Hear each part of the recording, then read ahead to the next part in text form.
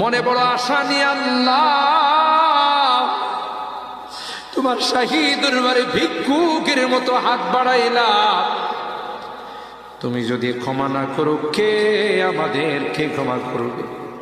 কে আমাদের মাফ করবে? ভিক্ষুকে একজনের কাছে ভিক্ষা না পেলে আরেকজনের কাছে পায়। এক দুয়ার থেকে বিতাড়িত হলে আরেক দুয়ারে যায়। তোমার দরবার থেকে যদি মাহরুম হয়ে যায়, বিতাড়িত হয়ে যায়, কার কাছে যাব? কে আমাদেরকে ক্ষমা করবে? মালিক রে, কাঙ্গালের মতো হাত বাড়াইলাম, তাওবা করতেছি, আর জীবনে কোনোদিন নামাজ ছাড়ব না, আর জীবনে কোনো গুনাহ করব না,